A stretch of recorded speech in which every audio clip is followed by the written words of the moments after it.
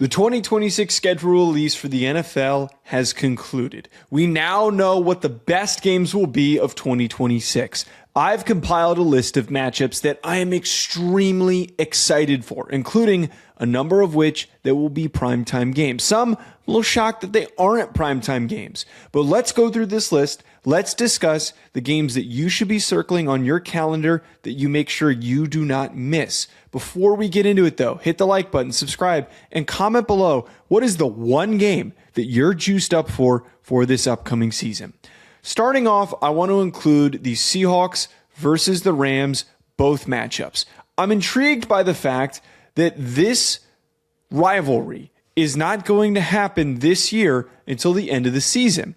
If you remember last year, Rams versus Seahawks produced some of the most memorable games of the 2026 season.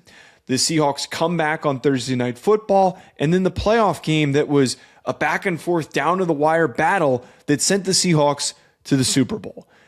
I think, as maybe things haven't completely flipped, but the Rams went all in this offseason in response to what happened with these losses to the Seahawks. They went all in. How prepared are they to steal a victory, to get 2 wins potentially here, at least try to get 1, and to build momentum towards the playoffs? These 2 games could decide who, actually, forget that. These 2 games will decide who wins the division. So we got week 16 on Christmas and then week 18. The next game that is a lot of intrigue for a million narratives, Ravens at Bills, week 8. Now, this isn't your typical Ravens versus Bills game because in the past, you had established coaches with John Harbaugh and with Sean McDermott. And both these teams were constantly colliding with one another with 2 MVP candidates. It is Lamar versus Josh Allen, the back and forth jockeying between the 2 of them on who is the best quarterback in the NFL. But this is a completely new version of this rivalry because underperformance for both of these teams a year ago led to both of their head coaches getting fired. How different do things look under Joe Brady? Does Joe Brady maintain the momentum despite replacing his boss with the Bills this upcoming year? And we're going to mention the Bills a lot during this video, by the way. But assuming that there isn't too much of a culture reset, not much change with their roster, and some improvements across the board, this Bills team should be a Super Bowl contender. But how good are the Ravens? How long does it take for Jesse Minter to establish what he wants this Ravens team to be? How defensively dominant are they after they struggled immensely a year ago? How much better can their offensive line be without Tyler Linderbaum but adding Vega Ione? What this game is, I think, could set the tone in the middle of the year for that final stretch of the 2026 season. The Thanksgiving slate that we have is unbelievably loaded. But the best game on the Thanksgiving slate is Bills versus Chiefs. And this is the second game on here that I'm mentioning with the Bills. I've got one more that I'm going to bring up. You have an elite quarterback battle. Assuming everything's all good with Mahomes, I don't think by Thanksgiving that he'll be having any issues. But you have an elite quarterback battle with Mahomes and with Josh Allen on Thursday night on Thanksgiving. While you're digesting and you're relaxing, you get to sit back and watch complete cinema. But what is this Chiefs team going to be? There was a lot of roster construction that went down. Whole total renovation. And there's just, as we mentioned earlier, questions with the Bills. No matter what, when you get Josh Allen versus Patrick Mahomes in a primetime setting, you're getting good football. Chiefs at Rams, week 13, Thursday Night Football. The real ball knowers know of that Chiefs versus Rams game that happened on Monday Night Football. Jared Goff versus Patrick Mahomes. I think I would confidently say that was the best regular season game that I have ever watched. I have never been more captivated and focused for a regular season game that I don't have a rooting interest. It was one of the craziest games that I've seen. Now, you have 2 completely different rosters to a degree. You don't even have Jared Goff there anymore. But I would argue, a little more exciting having Matthew Stafford as he's trying to run towards the Super Bowl. And you have still, even though the Chiefs underwent this renovation, still going to be able to put up some fireworks.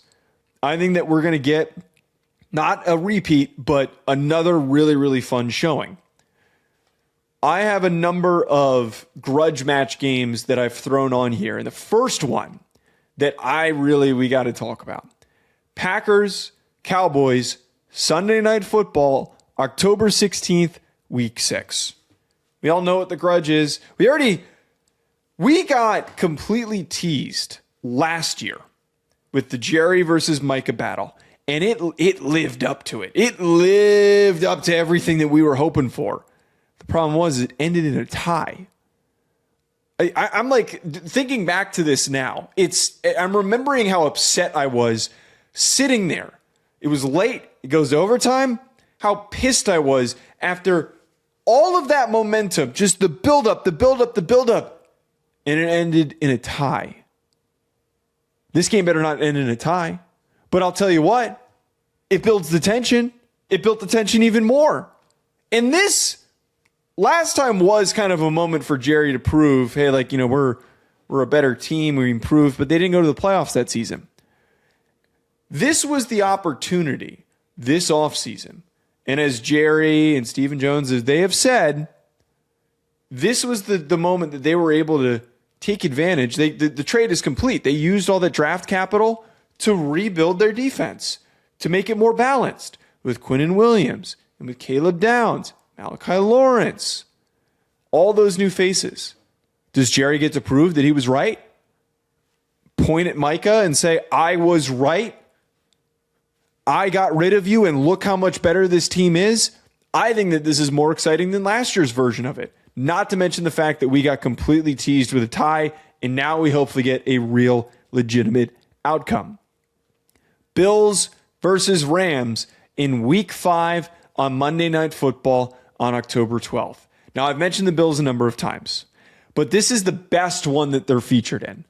Is this an early Super Bowl glimpse? Now, I have my pause for the Bills. I don't think that the Bills are going to get to a Super Bowl this upcoming season. I think that they have limitations having a first-year head coach and also not completely bolstering their arsenal for weapons for Josh Allen when that was the biggest thing that we kept talking about. It still has two of the top quarterbacks in the NFL, two former MVPs, two potentially elite offenses or just high-quality offenses. Could this Monday Night Football game end up being an insane performance that in Week 5, after we've had a little bit of an understanding of who's good and who's not, maybe resets our expectations? Mention how I got a couple of grudge games on here. Got two more in that category. Ravens versus Bengals. Week 17, Thursday Night Football. This is the Trey Hendrickson revenge game. Now, they play one other time earlier in the season. I forget which week it is, but this is a primetime game. So we're putting the primetime game on there. We get to see Trey Hendrickson, who's now on the Ravens, see what damage he can do against the Bengals.